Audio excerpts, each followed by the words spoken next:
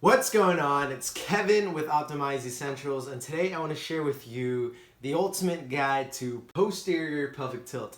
If you haven't seen my other videos on the different pelvic tilts, you want to make sure you check them out just to rule out that you don't have it. But assuming that you are here, there's probably a good chance that you've identified it by yourself. Today I'm just going to go into a little bit more detail on exactly what it is, why you have it, what are the dangers associated, and what you can do to kind of address and fix your problem for the long run. All right, so grab out some pins. All right, cool. Okay, so let's get right into it. So what is posterior pelvic tilt? Posterior means back, right? So basically the pelvis tilts backwards into a posterior tilt. So anterior pelvic tilt, which a lot of people believe they have or also do have, is the excessive arch in the lower back. When you have a posterior pelvic tilt, the opposite happens. That is when your butt tucks under. Backward tilting of the pelvis is what posterior pelvic tilt means. So why does this occur? Why does the pelvis tilt under? Well, I briefly mentioned that in my anterior pelvic guide video that depending on your pelvic structure, depending on your genetic predisposition, your pelvis has a tendency to do either a more of a anterior pelvic tilt because the hip flexors kind of contribute to that, or you might have a tendency to tilt posteriorly. Posterior pelvic tilt is less common, but it's definitely a issue, more of a prominent issue nowadays because people sit excessively. So one of the biggest, and probably the only cause to posterior pelvic tilt is excessive sitting. And why is this bad? What are the dangers associated with it? Well, contrary to what most people think, lordosis is good. We want to have a natural curvature in our lower back. The issue is when it becomes hyperlordosis, which basically means there's an excess of curvature, so the opposite, excess of curvature that compresses the spine, might even cause shearing forces and torsion if you have an elevated or rotated pelvis. But what happens in lordosis is the discs, that allows even distribution of the forces in our lumbar spine, in our spine in general. But what happens when you sit excessively and then your butt tilts under is all of these, basically your lordosis goes away and you now have hypolordosis, which basically is the opposite, the flattening of your lower back. The curvature of your spine is no longer curved, it's starting to get straight, and because of that, you experience many of these different issues, right? So the decrease in lumbar curvature equates to the increased risk of spondylolisthesis, right? Which basically means like the wearing out of your, thinning out of your discs. Bulging discs can turn into herniated discs, and then all these can cause compression of nerves, inflammation in your lower back, inflammation of the joints, and this is not a fun thing to have, right? When you have a decreased lumbar spine, you are subject to many bouts of back pain, especially when you're bending over, especially when you're squatting. All of this can contribute to a lot of issues that you do not want, all right? And if you haven't seen my other videos on squatting with posterior pelvic tilt or deadlifting with posterior pelvic tilt, you want to make sure you check those out, because when which I'll go into shortly, when the muscles that become imbalanced and you're picking things up or you're squatting, that predisposes you to pull, like having a disc slide out of place. There might be anterior shearing of your discs because you don't have the adequate muscle tone or muscle support stability to engage the lower back or to protect your spine because everything is pulling down. So one of the main muscle imbalances that you want to pay attention to. So before you even go into that, what does it mean? Overactive, underactive. When things become excessively overactive or underactive in your pelvis, that means there's certain imbalances going on. So when you have a posterior pelvic tilt, what happens, because you sit on your butt all day, they become weak or excessively tight. And in this situation, your glutes are most likely tight, and also weak because you don't have an exercise. Just because the muscle is tight doesn't mean they're strong, right? So the muscle can become weak and tight at the same time. In anterior pelvic tilt, they become weak and elongated. So glutes is one of the big factors, but one of the biggest factors, in my opinion, is the hamstrings. The hamstrings are a muscle that attach directly underneath the pelvis, and then they pull downwards like this, all right? So when these get excessively tight, you can imagine that they tilt your pelvis down, and because of that, when you're sitting all day, your abs are also inactive and tight as well. So this shortening pulls up on your spine, or pulls up on your pelvis, and then the tightening of your hamstrings and your glutes pull down on your pelvis, creating that posterior tilt. Now that spine is straight. That leads to excessive compression or shearing on the joints. And as a result, you have a greater likelihood of bulging discs, herniated discs, and blowing out a disc when you're picking something up. So another thing is your core, which I went into. So the underactive muscles basically are just your lumbar erectors, right? Because once everything gets pulled down, the lumbar spine gets flattened. And to engage that now, you want to make sure you release all these muscles so that you can be in a better neutral pelvis position, or more of an anterior pelvic position, so that you can strengthen your lumbar erectors again. And let's get right into it. This is not going to be too long. I'm going to teach you how to release and stretch these overactive muscles so that you're in a better position before you go ahead and strengthen, all right? So without further ado, let's get right into it, and we'll learn how to release and stretch out those muscles. Hey guys, so these are 3 stretches that you want to do, or 3 muscle groups that you want to focus on, that you want to stretch before you strengthen the weak ones, which are your back and most notably your lumbar erectors.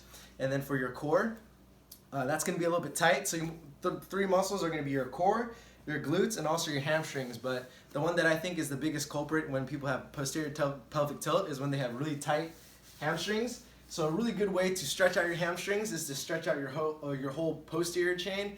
A lot of people do isolated hamstring stretches, like they put their leg up on a desk and then just stretch into that. I think that works if you're really tight on your hamstrings and you need an isolated stretch. But if you stretch correctly and you stretch your whole posterior chain, which is what I'm about to show you right now, then you'll have much better results, because your body has a fascial system that works like rubber bands and it's like slings. So if you only stretch out one body part, it's not as effective as doing the whole shebang. All right, so the very first thing I want to show you is, I think it's a yoga pose. I don't know the name of it, but it's pretty much trying to touch your toes, but you got to do this correctly, because a lot of people do this and they think they're doing it correctly. All right, this is not how you touch your toes or stretch out your hamstrings. To stretch out your hamstrings, you want to do them in segments. The very first thing you want to do is the waiter's bow. So you want to push your butt like against a wall, like away from you. So you want to push your butt this way. You don't want to bend your knees. So push your butt, slide down, and then as you're going down, really make sure you keep that chin tucked.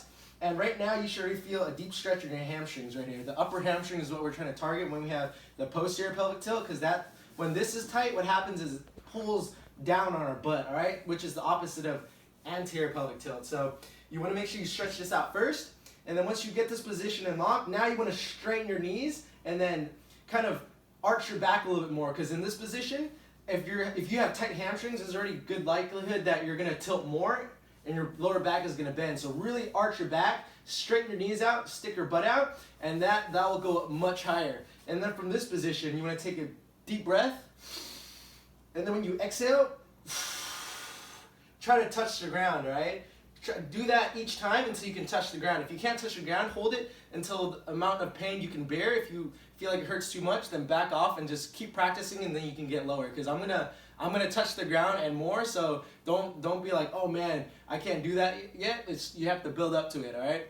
So anyways, after you straighten out your legs, you take a deep breath, and when you're doing this, you want to make sure you're drawing your belly button in. You want to make sure you're keeping that belly button sucked in so that all the load doesn't go to your lower back. If you have a dysfunctional core, you want to make sure you fix that first. So if you're eating junk food, there's a very good chance that your core is not working at all. No matter how much abs you want to do, it's not going to fix it, all right? So draw your belly button in, keep your TVA activated, and then breathe, exhale, and then start start really getting to the ground. When you're in this position, what you can also do is you can tilt around sideways to really isolate the lower back and the QL. You can probably get a pretty good QL stretch like this. So you want to straighten one knee out, and then you want to bend the other one. And then you want to tilt your body up, and you want to keep doing that until you can really touch the ground. If you can't touch the ground, you can bend your knees, and then from this position, work your way up to straight, and then slowly but surely you can get the whole body. And then I like to go even further and then try to wrap my hands so then I can stretch out my scapula, so I can really pull down, and then another thing is to let your head hang so you can feel the vertebrae in your neck really loosen up too. And that's how you stretch out the whole posterior chain without stretching out just your hamstrings. Because when you do that, you stretch out your fascia, you stretch out your lower back, you stretch out all the vertebrae in your spine all the way up to your neck.